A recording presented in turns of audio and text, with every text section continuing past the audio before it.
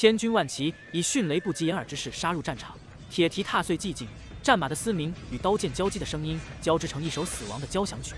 战斗的残酷程度，可从满地的尸体和空中弥漫的血腥气中窥一斑。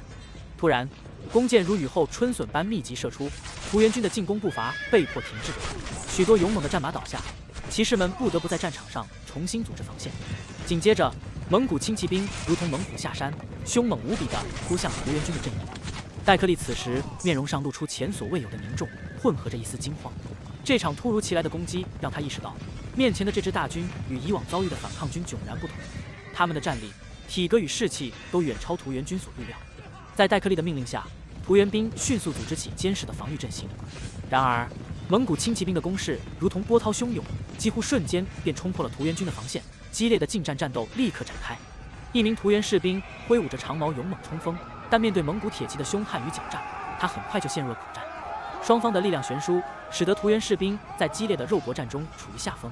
最终，在一场惨烈的交锋后，屠原士兵倒在了蒙古铁骑的铁锤之下，生命迅速逝去。戴克利在战场上挥舞巨斧，每一次挥动都伴随着敌人的惨叫声。但随着战斗的持续，他发现自己的攻击开始变得无力，必须要更加小心翼翼地应对敌人的反击。在这肉搏战的混战中，戴克利发现了对方的将领，一个身材高大、面容阴沉的中年男子，似乎在冷静地观察着战场的每一个细节。戴克利大声挑战，希望能通过决斗来决定战斗的走向。对方自称白起，这个名字让戴克利感到陌生，但其气场和不屑的回答足以说明他的非凡。话音一落，戴克利带着一群士兵向着白起冲去。白起摸了摸下巴，神色如常，只缓缓吐出二字：匹夫。随即他一摆手，蒙古铁骑迎上前去，而他则缓缓退入了千军万马中。戴克利见到白起退入大军中，心中怒火燃烧，他毫不犹豫地命令手下骑兵冲向敌人，展现出他那肆虐战场的决心。屠原骑兵骑着高头大马，银色铠甲在夕阳下闪耀着独特的光芒，他们手持长矛，如同利刃一般向前冲刺。戴克利挥动着手中的巨斧，斧光闪烁，一名蒙古轻骑被他狠狠击中，弯刀毫无阻挡地被斧头砍断，惨叫声在战场上回荡。戴克利得势不饶人，骑兵们仿佛利刃般直插蒙古骑兵阵中。然而，一声震天的暴喝突然响起：“给我把他们拉下马来！”数十名蒙古轻骑迅速冲锋而来，他们手持钩镰枪，准确地对准屠原骑兵的战马发起攻击。钩镰枪锋利无比，刺入马蹄旁，鲜血飞溅，战马纷纷倒地，惨叫声在战场上此起彼伏。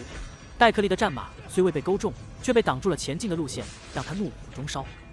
就在此时，一道声音再度响起：“红毛鬼，可敢与我一战？”眼前不远处，一个身材魁梧、手持双戟的大汉站在那里，正是典韦。戴克利冷笑，挑衅道：“难不成你不会马战吗？”典韦怒不可遏，大喝道：“去，把他们都拉下马来！”戴克利连忙命令手下不要让敌人靠近，但蒙古轻骑已经迅速刺出钩镰枪，戴克利挥斧拼命阻挡，却被一名蒙古轻骑勾住马蹄，倒地在地。然而，戴克利作为一名将领，拥有不俗的武艺，他迅速反击，举起巨斧向着那名蒙古轻骑砍去。就在斧刃即将砍中对方头颅的时候，突然一道身影闪现，典韦出现在战场上，挥动铁戟与戴克利的巨斧相交，斧刃与铁戟相碰，发出震耳欲聋的声音。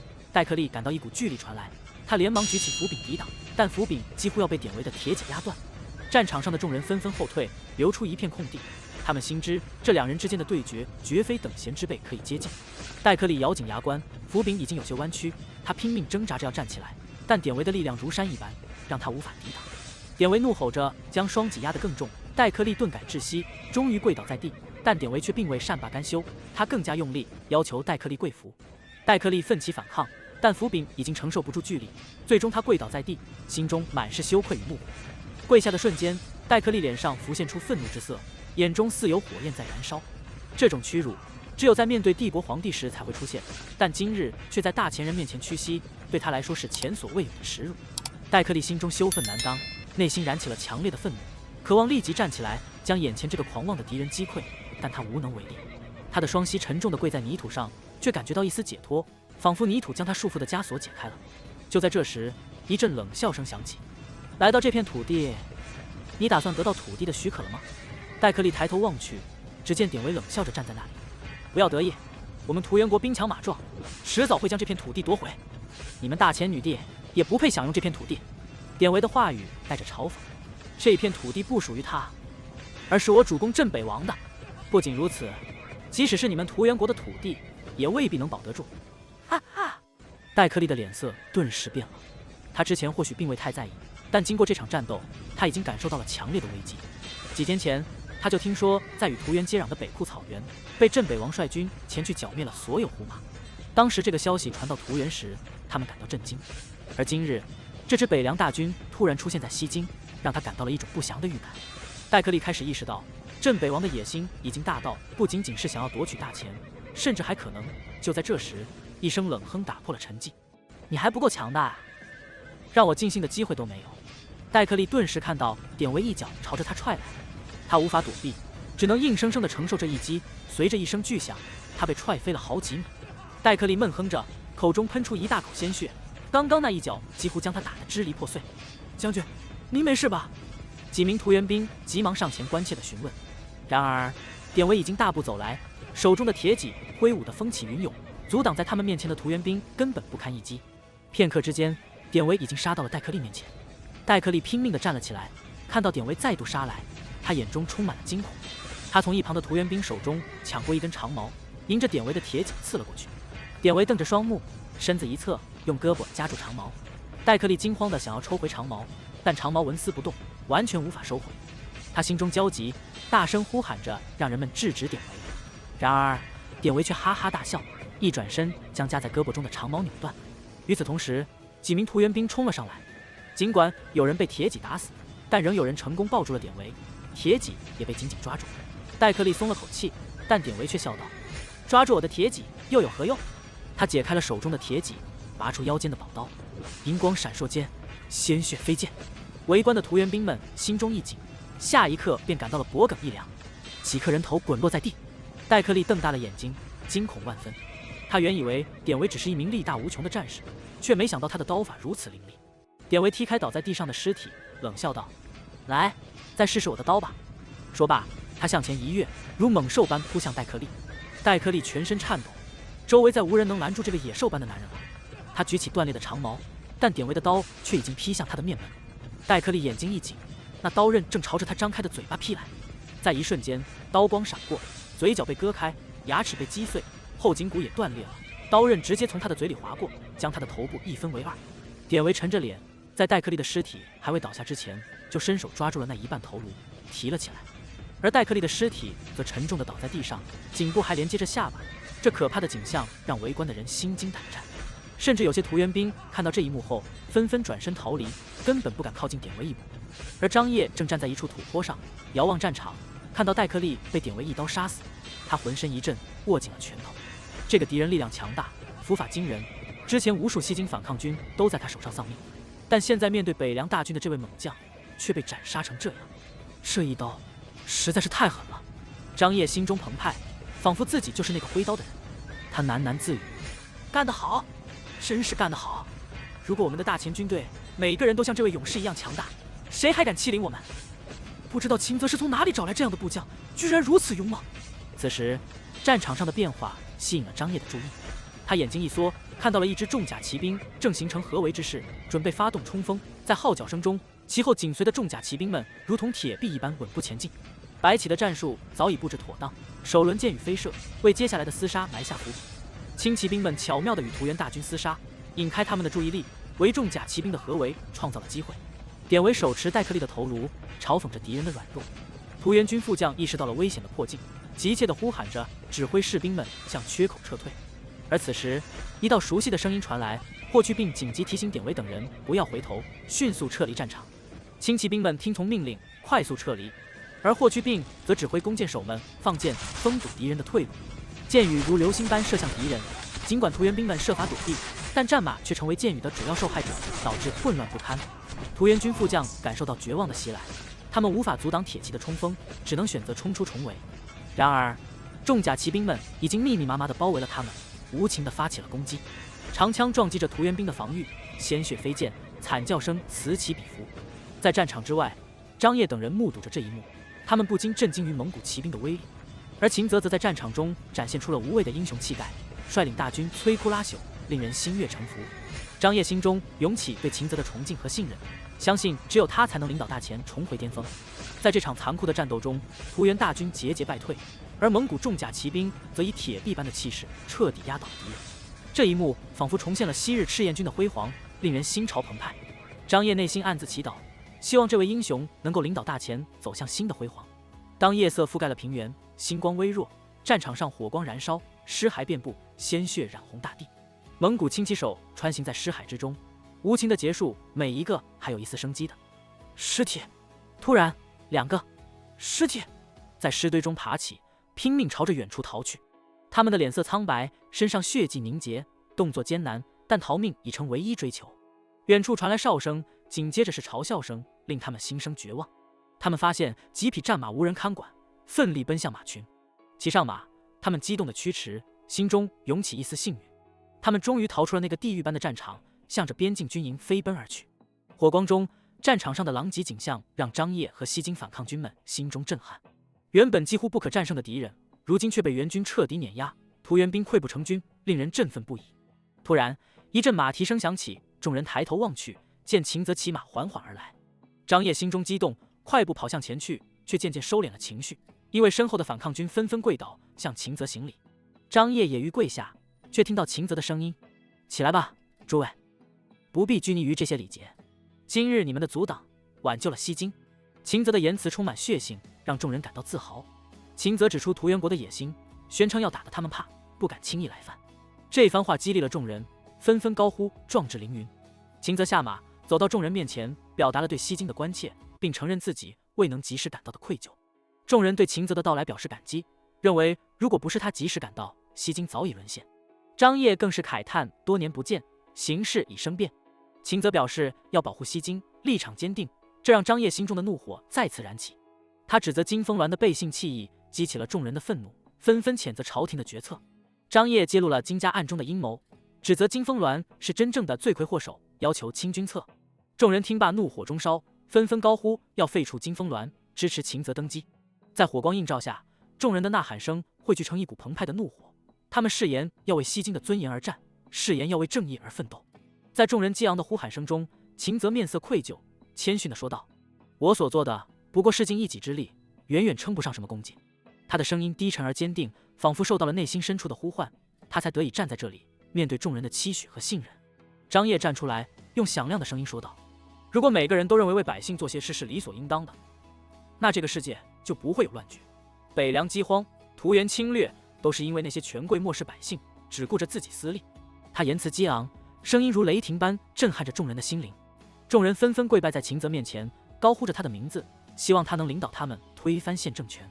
秦泽却不愿接受这份重任，他觉得自己无法胜任如此重大的责任。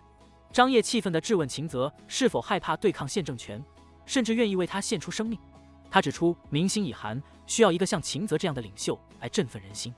秦泽思虑再三，最终表示眼下最紧要的是击退屠原国的入侵，而推翻金风鸾，建立新政权则是日后的事情。他希望先保住大前的领土，保护百姓不受侵害。这番话得到了众人的理解和支持，他们纷纷表示愿意支援秦泽。午夜时分，月色清冷，繁星点点，西京城外军营内篝火熊熊，映红了周围的一切。典韦、霍去病、白起三人围坐在火堆旁，3只鸡被烤得香气扑鼻。典韦目不转睛地盯着火焰，霍去病和白起则在交谈。他们通过一份从统军府中取来的地图，仔细研究着边境地形。白起提出了一个明智的建议，希望保留一些兵力，以便吸引敌军继续进攻。秦泽深思熟虑后表示赞同，认为这样的计划更有利于战局的发展。典韦放下手中的烤鸡，不再言语，开始大口吃起来。就在这时，一名士兵小跑着来到他们身边，霍去病示意他递过来一封堪舆图。霍去病接过，展开图纸，与白起一起仔细观看。在夜色下，两国交界处，一条宽广的大河分隔了两地，一座大桥横跨在河面之上。离河不远处，屠原军的营地点燃了篝火，照亮了整个营地。有2名骑兵急速驰入营地，引起了一片骚动。在一个营帐内，一声尖叫几乎震动了整个军营。都死了！在营帐内，一位光头的壮汉威猛异常，他身着银白色的盔甲，一双虎目仿佛要喷出火来。这位壮汉正怒气冲冲地盯着2名士兵，他们身上的抖动表明着内心的恐惧。摩柯丁，这位统领大军的主帅，霸气凛然，身材高大，让人生畏。突然间，摩柯丁暴怒地斥责着：“抖什么抖？再抖下去，我就砍了你们！”其中一名士兵被吓得一屁股坐倒，脸色铁青，鲜血从嘴角溢出，一蹶不振。这意外的情况让帐内众人目瞪口呆，而剩下的士兵则手忙脚乱地检查着同伴的伤势，却惊恐地发现他已经没了气息。摩柯丁审视着倒地的士兵，眉头紧锁，随后冷声道：“胸甲被击穿，内脏受伤，能够回到营地已经算是幸运了。”这番话让士兵逐渐平静下来，但眼中仍带着泪水。士兵颤抖着汇报着战况：“元帅，情况不妙，我们本来势如破竹，几乎要攻进西京了，但突然遭到了敌军援兵的袭击，他们来势汹汹，我们没法反击，甚至连撤退都无法进行。”他顿了顿，声音颤抖：“若非我装死，恐怕我们都无法回来报告军情。”摩柯丁眉头紧锁，恍然大悟：“不对！”他认定这是敌军的阴谋，立即命令加强军营防御，并派人巡逻周边，以防被跟踪。他意识到敌人未必会罢手，而是可能伺机发动攻城战。摩柯丁发誓要让敌人付出代价，绝不放过那些敢于挑战他的人。士兵提及敌人的人数和实力，但摩柯丁毫不退缩。区区20-30万又能如何？勇士岂会畏惧？摩柯丁静静地坐在垫子上，头顶微微低垂，眉头紧锁，似在思索着什么。突然，他嘴角勾起一抹阴冷的笑容，眼中闪过一丝狡黠的光芒，轻声自语：“原本只是为了西京，如今他们竟杀了我方8万兵马，倒成了我向国内请求增兵的绝佳借口。”他抬起手，示意帐内一名部将前来，立即返回国内，速报大前签订条约，乃是缓兵之计。今日之战不过是一场奇袭，我们损失8万兵马。他语气坚决：“务必向上级请求增援，情况要描述的越严重越好。告诉他们，大前也在增兵，西京局势危急，明确利害关系。若爆发战争，我们将一举攻入大前。”部将瞥见摩柯丁眼中的决断，顿时明白了他的意图。将军欲以此次西京之战立下功勋啊！毕竟西京原本归于涂原管辖，2年前被大前夺走，如今将军欲夺回。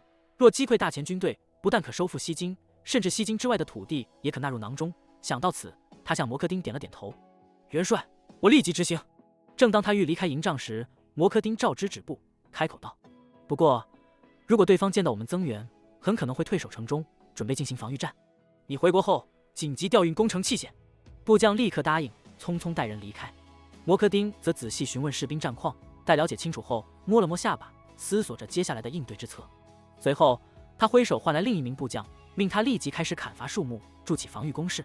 对方兵力众多，自己兵力不足，若战事突起，难以应对。布置妥当后，已是深夜时分。这时，外传来马蹄声，正是巡逻归来的士兵。他匆匆走入营帐，汇报：“元帅，果然如您所料。我们巡查时发现远处有动静，但他们已远去，我担心有埋伏，所以没有追击。”摩柯丁微微点头：“很好，我们先构筑防御工事，准备迎击，待援军到来，将敌人一网打尽。我们以守为攻，先让敌人得意，然后倍加回击。西京终将归于我涂原帝国。”帐内众将纷纷附和：“元帅英明！”此刻，每个人的脸上都洋溢着狠戾之色，如同饥饿的猛兽，准备展开猎杀。在昏黄的烛光下，西京城外的军营里，张掖和秦泽2人重逢。数年未见，张掖对秦泽的称呼仍旧带着几分生疏，而秦泽则以轻松的笑声打破了这份身份，拉着张掖坐下，话语间流露出深厚的友谊。他们的对话从生活琐事转到了国家大事，讨论的话题重重，尤其是关于朝廷的黑暗和腐败，以及扶桑的背叛，透露出大前国当前的危机状态。张掖透露了自己对金家，特别是庆王一系的深切厌恶和不满，认为他们是大前的内敌，必须铲除。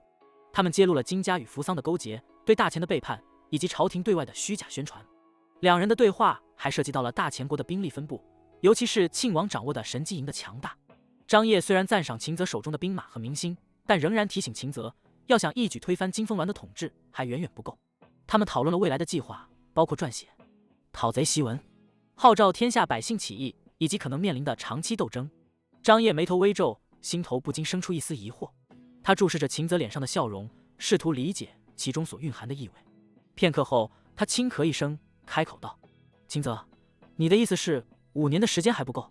他的声音透着一丝挑衅，但眼神中却充满了警惕。秦泽微微一笑，眼中闪过一丝狡黠之色。他轻轻点头，正欲开口，却听到张掖的叹息声。张掖自言自语道：“金风銮这几年一直在收回兵权，如今手中尚有不少兵马，我们可以利用时间。”他也可以训练出更多的兵马来。他抬起头，目光坚定地看向秦泽，语气郑重：“但你要记得，经过西京之事后，百姓们都向着你，有他们支持，推翻金风鸾只是时间问题。只要我们有决心，一定没问题。”秦泽打断了他的话，摆手表示不必多说。他认真地看着张掖，声音沉稳：“我明白你的意思，我已经有了计划，不需要借助太多百姓的力量，他们的支持已经足够了。”张掖一愣，随即郑重地说道：“只要你开口，我一定会全力帮你。”秦泽轻轻点头，沉声道：“我需要你帮我查一查当年扶桑海战的事情。”他的语气中透露出一丝坚决和决心。张掖眉头微皱，询问：“查什么？”秦泽沉声道：“我要查清楚当年的真相，还家父一个清白。如果金风鸾派人在背后设计，那就让他被天下人口诛笔伐，落得个千古罪名。”张掖面色一变，心中涌起一股寒意。如果金风鸾真的做出了这等事情，后果将不堪设想。他郑重地点头道：“我会全力配合你的。”秦泽抱拳道：“多谢了，张大哥。”他的眼神中透露出一丝感激之色。张掖深吸一口气，坚定地说道：“我会尽快行动。”他转身离去，决心帮助秦泽查清真相。在营地外，张掖已经准备好了马匹，他上了马，朝着秦泽抱拳告别，然后缓缓离去。夜色渐深，冷风呼啸，营地里一片宁静。秦泽静静地站在原地，目送着张掖的离去。他心中涌起一股感慨，但面上依然是淡然的微笑。突然，张掖停下了马，回头看向秦泽，他的眼中闪过一丝不舍和担忧。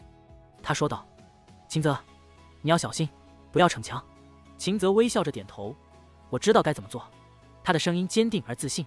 张掖轻叹一声，最后朝着秦泽拱手告别，然后驾马离去。秦泽目送着他的离去，心中涌起一丝暖意。冬日的寒风呼啸，将张掖的身影吹得越来越远。秦泽站在原地，心中涌起一股坚定。待张掖渐行渐远，直到彻底消失在视线中，秦泽这才转身回了营帐。而刚一进入营帐，便有两人紧随而来。白起和霍去病二人躬身抱拳道：“秦泽微微颔首，示意二人落座。”待二人坐下后，秦泽问及探查情况。白起和霍去病相继陈述，他们的探查虽然被发现，却也从中获得了不少信息。白起指出，敌军的数量不及他们，而且在夜间的营地显得混乱不堪，动静频繁。他们描述了屠元军在忙碌挖土、伐木，似乎在构筑防御工事。秦泽冷静地倾听，意识到对方可能并未将西京放在眼里。秦泽询问了他们对敌军行动的看法，白起提出了等待援军到来，彻底歼灭敌军的建议。霍去病则提出了关于等待时间和粮草供给的问题。秦泽沉思片刻后决定，他们将按照白起的建议，等待屠元军更大规模的集结，然后全力歼敌。秦泽派白起负责此次计划的执行，同时命令霍去病监察敌军动向。白起和霍去病纷纷应命，表示必定尽心尽力。夜已深，军营内外一片安静，而在屠元军营，士兵们却在忙碌地构筑防御工事。在校尉的指挥下，木质建筑陆续崛起，尽管天气寒冷，他们依然汗流浃背，毫不停歇。第二天晨曦出现，简陋的防御工事初见成效。营帐外，摩柯丁亲自前去检阅，对部下表示满意，但仍要继续加固。他期待着彼得大帝可能派来的援军，同时准备迎接接下来的战斗。